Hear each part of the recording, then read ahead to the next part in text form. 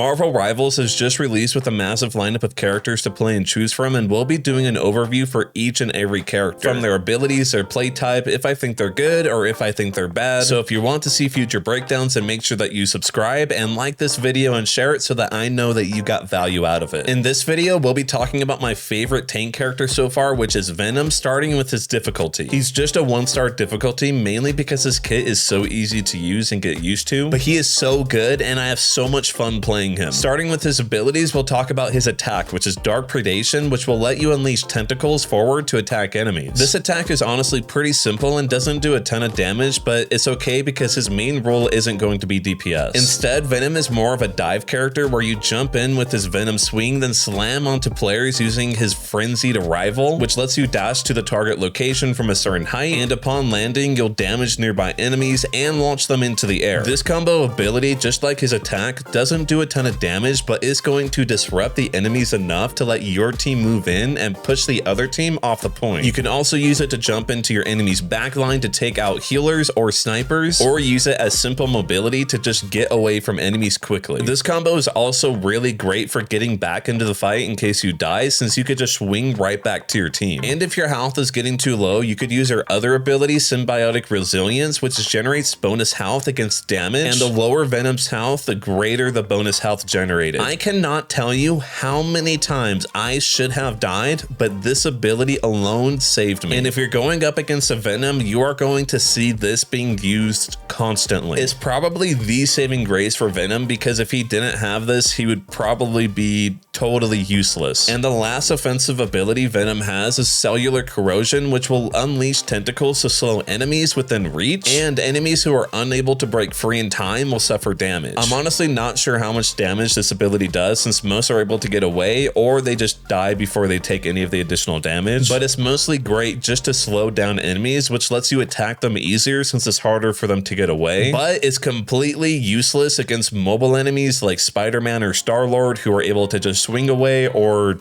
fly away. I'm not sure if there's a limit to how many enemies it can connect to, but it doesn't seem like it. So technically you could probably get the entire enemy team in this ability, but don't quote me on that because I'm not totally sure. The last ability Venom has other than his ult is Alien Biology, which lets you climb on the walls and even sprint on walls. I felt like this was a cool ability, but it's not extremely useful during combat, especially since you could just swing to wherever you want to go. I might be missing something here, but I almost never use it. And now we're on to Venom's ult, which honestly is kind of underwhelming in my opinion. It's called Feast of the Abyss, which lets you burrow underground, and when you left click, you devour enemies above you to deal damage based on the enemy's current health. And you will then generate equivalent bonus health, which that last part is probably the only good thing about this ult. It really doesn't do a ton of damage. And I know damage isn't really Venom's thing, but I would think that I'd at least be able to one-shot like a healer or a DPS character, but it does maybe 70 to 75% of like a healer's